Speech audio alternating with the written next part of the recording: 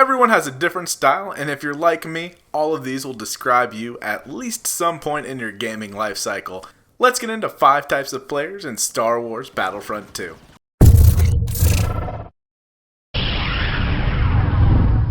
Welcome back, and today we're going to talk about 5 types of players in Star Wars Battlefront 2. There are pros and cons to all of them, and you'll generally find yourself being all of these at least some point in your life, whether it's in a few matches or even between lives within a match.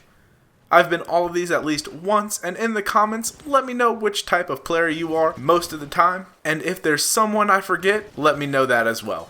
Before we begin, if you enjoy this, make sure to hit that like button to let me know, and if you haven't already, hit that subscribe button so you don't miss when new videos are out on Monday, Wednesday, Friday, and streams at 8 p.m. on Tuesdays and Thursdays. We keep it positive here, and streams are no different, so let's have some fun together. Also, check out our partners at StarWarsGaming.net. They just put up the map information for Kashyyyk, and they're also a great resource for news and information regarding Star Wars Battlefront 2.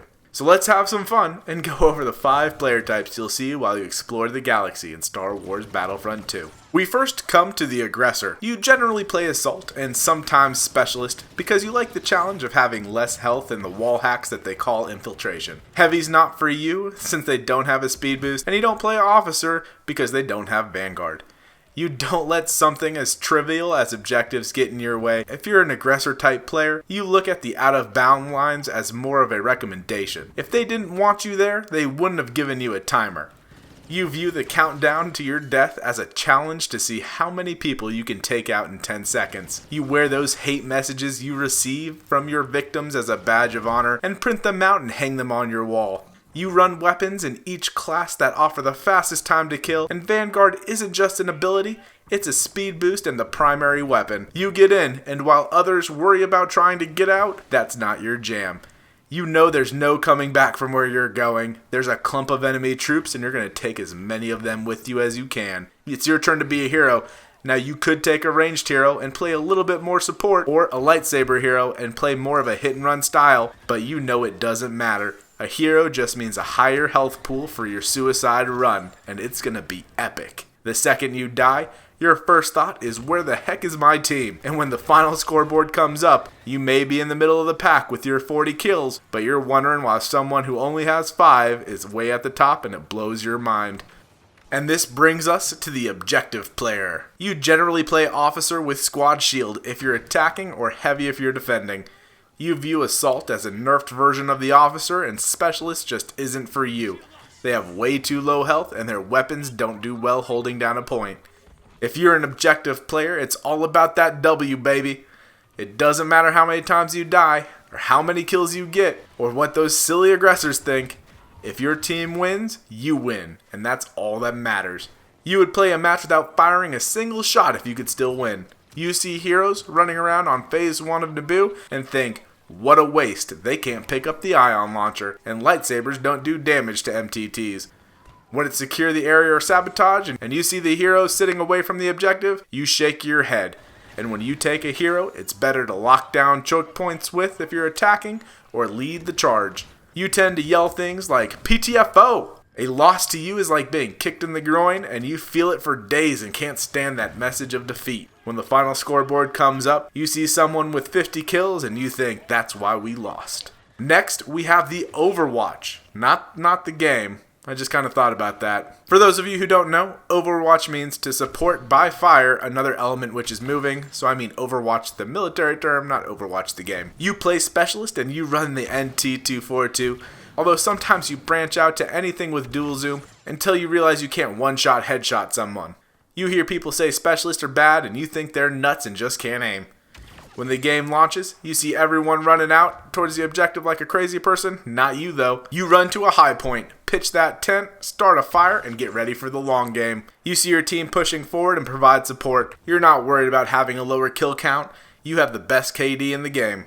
You see your team pinned down and you take out everyone shooting at them. And when you see an enemy about to kill a friend, you kill that enemy and save your teammate's life. They might not know what happened, and they will never thank you, but you know, and you're not out here for glory. When it's time for a hero, you pick Leia or Bossk. The others don't have the long-range capabilities you prefer, and once you're a hero the rest of the game. No one can take you down. You're just outside the objective lines and you're safe. Wait, what's that assault doing way out here? When the final scoreboard comes up, you see you're at the bottom and that trooper you saved earlier is up near the top. And you take a little bit of credit for help keeping them alive. You don't let a win or loss get you down. If you manage to help a teammate live a little bit longer, you did your job. Now we come to the Hero Simulator. You play Officer with Bounty Hunter, Officer's Presence, and Recharge Battle Command. The match starts and you automatically hit that recharge for those points. You've never played a match longer than 2 minutes without playing that hero, and everyone else is just there to give you points. When you play, you keep an eye on your battle points gained bar, and when you see that magic number of 6,000, you hit that respawn button faster than Luke on blue milk. You wonder why troopers are in the game at all, and when it comes to objective, they're just there for the points. When you pick a hero, you're playing the most powerful hero in the game, and it's all palpy all the time. Even if you're on the light side, somehow you manage to get him, and if he's taken, you're definitely bringing out Leia or Vader. Win or lose, doesn't matter to you. You just want to play that hero and you want it now. When you die as a hero, you immediately find the largest clumps of troops to go buff and maximize your battle point gain, and don't stray too far so you get that slight increase from Officer's Presence. Once you get those 6,000 battle points again, you're just waiting at that selection screen, hoping that the heroes die. If you're top 5 and dead near the end, you don't bother to respawn as a trooper. You want that victory pose, even if it means that there's 2 Palpatines on the top 5 board. And finally, we come to the Toddler.